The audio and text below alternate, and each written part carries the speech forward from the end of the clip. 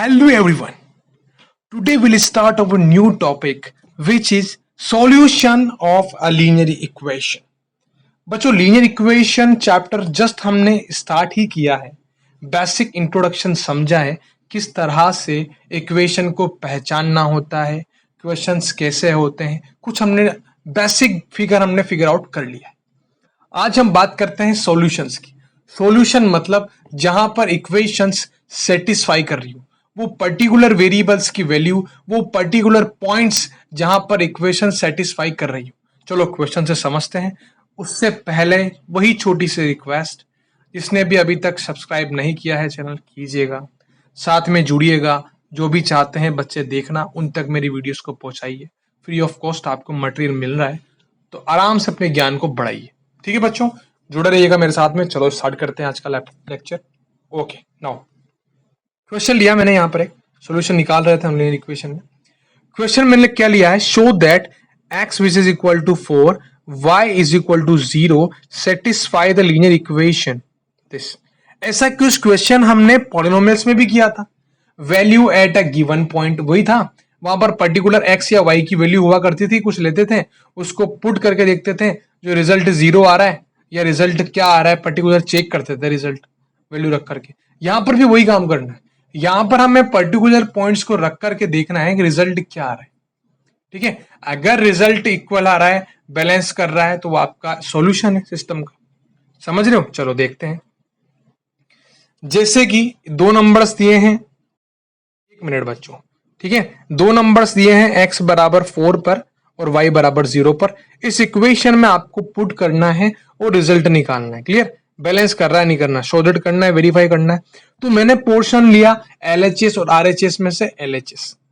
ठीक है, left hand side इसी पे काम करते हैं. ये लिख दिया, पुट कर दिया मैंने x बराबर 4 y बराबर 0. तो हमें क्या मिलता है बच्चों, जैसे मैं पुट करता हूं, x की वैल्यू मैंने 4 करी और y की वैल्यू कितनी करी, मैंने 0 कर दी. तो y अगर 2 है, 0 से मल्टीप्लाई करूंगा 0 बन जाएगा, रिजल्ट आएगा आपका 4. रिजल्ट आया आपको LHS में 4 और RHS में ही बच्चों 4 था. तो LHS बराबर RHS हो गया. तो यही तो हमसे करवा रहा था वो, शो दैट करो कि ऐसा सेटिस्फाई कर रहा है. इसको कर दिया ना सेटिस्फाई. सेटिस्फाई का मतलब जहां पर इक्वेशन बैलेंस हो रही है, यानी जो वैल्यू आप रख रहे हो ना उससे इक्वेशन बैलेंस कर रही है, वो सेटिस्फाई कर रहा है उसको. समझ आए? जस्टिफाई. एक और क्वेश्चन ले लेते हैं इसका. अब हमसे कुछ डिफरेंट वे में पूछा है कि find 3 solution of the equation. ये इक्वेशन दे दी आपको, इस इक्वेशन के 3 सॉल्यूशन बताने. जैसे यहां पर ये जो इक्वेशन दे रखी थी, इसका एक सॉल्यूशन बता दिया था. क्यों था इसका एक सॉल्यूशन? ये क्योंकि ये सेटिस्फाई कर रहा था. ऐसे ही इसने क्या बोला है, आप करो. अब आपके पास इक्वेशन है तो आप इसके 3 अलग अलग सॉल्यूशन बताओ जिससे इक्वेशन सेटिस्फाई कर रही हो. एक छोटी सी मैं बात बता देता हूं, इंपॉर्टेंट बात है. क्वेश्चंस आते हैं इस पैटर्न पर. 1 मार्क्स का NTSC ओलंपियाड में कभी भी क्वेश्चन पूछा जा सकता है कि बताइए कि 2 वेरिएबल्स में लीनियर इक्वेशन में कितने सोल्यूशन हो सकते हैं. तो मैं आपको बता देता हूं बच्चों, इन्फिनिटी मैनी सॉल्यूशंस आप फाइंड कर सकते हो. क्लियर? यहाँ पे कोई कंपलसरी नहीं है unique solution. Clear? Infinity many solutions आप x और y की फॉर्म में फाइंड कर सकते हो. इसीलिए तो इसने बोला 3 फाइंड करो, यानी आप 3 से ज्यादा भी कर सकते थे. चलो मैं बात करता हूं यहां पर हम देखते हैं, लेट अस रीराइट. इसको हम दोबारा से लिखते हैं क्योंकि हमें सॉल्यूशन फाइंड करना है. तो मैंने बच्चों किसी भी एक वेरिएबल को सेपरेट कर लिया. इसमें x किया है, आप y को भी कर सकते हो, कोई बड़ी बात नहीं. सेपरेट करके रिजल्ट निकालना है. तो मैंने x को सेपरेट किया, ये 2 भी दिक्कत कर रहा था, इसको डिनोमिनेटर में भेज दिया. तो मैंने x की रिजल्ट बाहर निकाल लिया. इसको हम बोलेंगे equation in terms of y. Clear? y की टर्म्स में मैं x को रिप्रेजेंट कर रहा हूं. तो x को रिप्रेजेंट करने की क्वेश्चन हो सकता है, represent the x in terms of y. तो ऐसे करना है. क्वेश्चन उल्टा भी पूछ सकता है, represent y in terms of x. तब आपको y को अलग रखना है और x को इधर भेज देना है इस साइड में, और इसको ऐसे प्रॉपर्टी में कन्वर्ट कर देना है. समझ पा रहे हो? चलो आगे बढ़े. उसके बाद बच्चों क्या करना है, हमें सॉल्यूशन निकालने के लिए y की डिफरेंट वैल्यूज रखनी है. उस बेसिस पर x का क्या रिजल्ट आता है वो निकालना है. क्लियर? वही आपका सॉल्यूशन होगा. तो सबसे पहले देखो लिख भी रखा है, now for the different values of y we get corresponding values for x. y की डिफरेंट डिफरेंट वैल्यूज पर हमें x की डिफरेंट डिफरेंट वैल्यू मिलेगी, वही आपका सोल्यूशन है। तो एक बात समझ में आ रहा है ना आपको कि इन्फिनिटी मेनी सोल्यूशन फाइंड कर सकते हो आप। x की वैल्यू रखते जाओ y की निकल जाएगी, या y की रखते जाओ x की निकल जाएगी। क्लियर? या हम y की रखेंगे और x की निकलेगी। तो चलो सबसे पहले y बराबर 1 रखता हूं। तो 1 जैसे ही मैंने रखा तो 4 इंटू 1 करूंगा -6, इसमें रख रहा हूं मैं। 4 इंटू 1 -6/2 करूंगा तो 4 इंटू 1 तो 1 बन जाएगा बच्चों, ठीक है ना। और -6 करूंगा तो यहां पर 4 - 6 which is equal to -2 denominator में भी 2, तो 2 से 2 कट जाएगा लेकिन साइन तो वही रहेगा, तो माइनस का 1 आया। तो यानी रिजल्ट क्या बना बच्चों यहां पर, रिजल्ट इसलिए -1 और 1 इज द सॉल्यूशन। एक सॉल्यूशन तो आपको मिल गया है, क्या बन गया, -1 और 1, x की वैल्यू -1 रखने पर और y की वैल्यू 1 रखने पर आपका रिजल्ट आपका आएगा 0, यानी वो बैलेंस हो जाएगा। ठीक बात। सेकंड देखो, 3 रिजल्ट निकालने हैं। अब मैंने y बराबर 0 रख दिया तो y इंटू 0 करूंगा, सॉरी 4 इंटू 0 करूंगा, क्योंकि क्या है इक्वेशन ये रही 4y - 6/2 इसमें रखना है। तो 4 इंटू 0 -6/2, तो 4 इंटू 0 तो बन गया 0, तो -6/2 अगर करूंगा बच्चों तो -3 आएगा, श्योर है। क्लियर? तो एक सॉल्यूशन ये बन गया, क्या, y बराबर 0 और x बराबर -3। सेम एज मुझे एक और निकालना था, मैंने एक और निकाला। आप भी निकाल सकते हो फटाफट से, इससे ज्यादा। अगर मैं इसी को आपको होमवर्क देता हूं कि 3 और निकालो, तो रखो वैल्यू, y बराबर -2, y बराबर -1 या y बराबर 5, कुछ भी रख सकते हो, वट एवर यू वॉन्ट, जो आप चाहते हो, आपके मन से, आपके हिसाब से, मर्जी है आपकी। क्लियर? y बराबर 2 रखा मैंने तो 4 इंटू 2 हो गया यहां पर, क्योंकि y की वैल्यू 2 रखी है, -6, तो 4 इंटू 2 बच्चों बनेगा 8। 8 में से 6 को माइनस करेंगे बनेगा 2, तो 2/2 बन जाएगा आपका, डिवाइड होने के बाद 1। तो x की वैल्यू 1 और y की वैल्यू 2। समझ आ गया? तो ये था बच्चों आपका आज का सोल्यूशन निकालना। मैंने कोई से भी इक्वेशन दे दी, उसका सोल्यूशन पूछ सकता है, दोनों तरह से क्वेश्चन पूछ सकता है, 2x और y की वैल्यू दे सकता है, इसको सेटिस्फाई कर रही नहीं कर रही ये भी पूछ सकता है, और बाकी इस टाइप से भी ये क्वेश्चन पूछ सकता है। अब आते हैं आज का इंपॉर्टेंट टॉपिक, जो इससे ज्यादा बेटर था, यानी ये आपके एग्जाम के पर्पज से और आगे आने वाली क्लासेस के पर्पज से बड़ा जोरदार टॉपिक है। स्लोप एंड इंटरसेप्ट, फिजिक्स में भी काम आएगा। क्या है भैया स्लोप? ये जब हम इक्वेशन को in terms of x arrange करते हैं, चलो करते हैं ट्राई, पहले देख ही लेते हैं एक बार। ये बेसिक इक्वेशन दी आपकी लीनियर इक्वेशन, एबीसी के बारे में पता है, रियल नंबर से। मैंने क्या किया, ठीक है, y वेरिएबल को सेपरेट किया और इन टर्म्स ऑफ y लिखा, यानी representing y in terms of x मुझे सबसे पहले करना होता है स्लोप की इक्वेशन निकालने के लिए। क्लियर? तो जैसे ही मैंने किया, y को इधर रख लिया और बाकी को राइट साइड शिफ्ट कर दिया, ये रहा, इसको भी इधर कर दिया, इसको भी इधर कर दिया शिफ्ट, नेगेटिव बन जाएगा। इसके बाद ये मल्टीप्लाई में था, डिनोमिनेटर में चल जाएगा।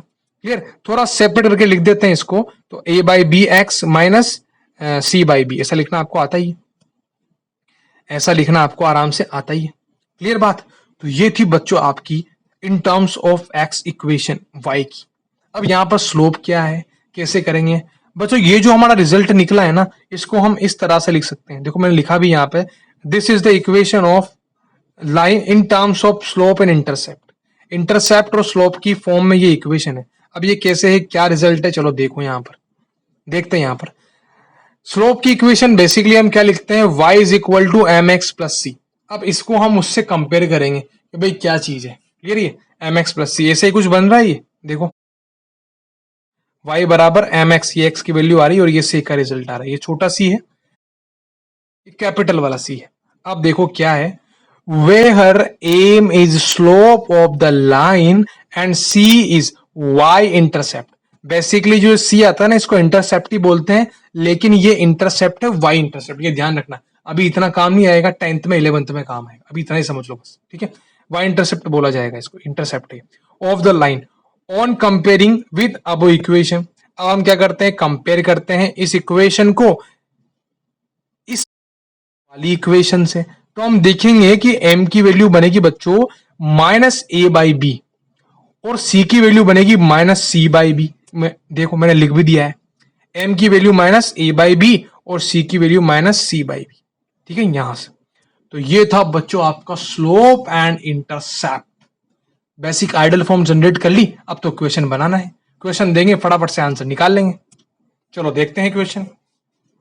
मैंने क्वेश्चन लिया है बच्चों, find the slope of the line, ये लाइन आपको लिख दी है, ये लाइन आपको बेसिक फॉर्मेशन में लिखी है ax plus B Y plus C. अब आपको अरेंज करना है y is equal to M X plus C से, तब जाकर के आप स्लोप और इंटरसेप्ट निकाल पाओगे। इसमें पूछा स्लोप है लेकिन हम तो इंटरसेप्ट भी निकालेंगे, कोई दिक्कत थोड़ी है। चलो देखते हैं कैसे करते हैं। सबसे पहले मुझे 2y को साइड में रखना है, बाकी सारी वैल्यूज को राइट साइड शिफ्ट कर देना है, क्योंकि मुझे y सेपरेट करना है और इन टर्म्स ऑफ x निकालना है, तभी तो मैं कंपेयर कर पाऊंगा जैसे मैंने अभी किया था। समझ रहे हो बच्चों?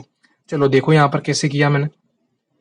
सबसे पहले मैंने इसको राइट में शिफ्ट किया तो ये रिजल्ट मेरा बन जाता है। ये तो आपको समझ में वैसे भी आ गया होगा, मैंने -3x को पहले लिखा है और 5 को बाद में लिखा है, और -5 को राइट करा तो प्लस का बन गया था, ये भी नेगेटिव बन गया था 3x। क्लियर? अच्छा, यहाँ पर 2y था तो 2 को मैं डिनोमिनेटर में भेज दूंगा, ऐसा बन जाएगा। इसको मैं अलग अलग करके लिख सकता हूं, तो -3/2x और यहां बन जाएगा 5/2। अब इसको कंपेयर करना है बच्चों किससे? y बराबर mx प्लस सी से, तो m आपका आ जाएगा, कितना आएगा m? ये रहा m -3/2। -3/2 आपका बच्चों m की वैल्यू है, ये रही। सेम एस 5/2, 5/2 c की वैल्यू है, लास्ट में कांस्टेंट जो बच रहा है। तो बच्चों ये था आपका, ये स्लोप था और ये था आपका इंटरसेप्ट। समझ में आया बड़े अच्छे से? ये था आज का आपका चैप्टर, स्लोप एंड वेरिएबल्स, यानी इंटरसेप्ट के क्वेश्चन आपको खुद से भी ट्राई करने हैं। किसी भी लाइन को ले लो, उसको इस फॉर्मेशन में अरेंज कर दो, उसके बाद उसके स्लोप और इंटरसेप्ट निकालो। काफी सारे क्वेश्चन आपको बुक में मिल जाएंगे। ठीक है बच्चों, तो ये था बच्चों आज का अपना चैप्टर। आई होप आपको बड़ा ही अच्छा लगा होगा और समझ में आ गया होगा। बीच बीच में थोड़ा सा ट्रबल हो जाता है मेरी साइड से, क्योंकि सिंगल टेक में मुझे रिकॉर्ड करना होता है, तो इग्नोर क्या करो, मैं फटाफट से जो बात अगर कोई भूल जाता हूँ या भूलता नहीं हूँ, बेसिकली रिपीट कर जाता हूँ, मैं बता देता हूँ आपको फटाफट से। ठीक है, तो बच्चों बने रहिएगा मेरे साथ में, मेरे वीडियोस को बराबर देखिएगा, कोर्स को सब्सक्राइब कीजिएगा और इसको जहां तक हो सके अपने फ्रेंड सर्कल में पहुंचाइएगा, आपके रिलेटिव्स तक। जो भी 9th क्लास या 10th क्लास या 11th 12th में पढ़ रहे हैं सबके लिए बेनिफिट। आगे भी आने वाले क्लासेस में मैं काफी सारे वीडियोस को अपलोड करने वाला हूँ। ठीक है, तो डोंट वरी, कहीं भी जाने की जरूरत नहीं, मैथमेटिक्स पूरा कवर है। थोड़े टाइम बाद साइंस भी कवर करेंगे, ऐसी क्या बात है, पूरा ज्ञान दूंगा मैं आपको, डोंट वरी। तो बच्चों आज के लिए बहुत बहुत धन्यवाद, आपने मेरा वीडियो देखा, इसको समझा अच्छे से, स्लोप के बारे में, सॉल्यूशंस के बारे में। बहुत बहुत धन्यवाद आपका। थैंक यू बच्चों, thanks a lot, thank you, bye bye.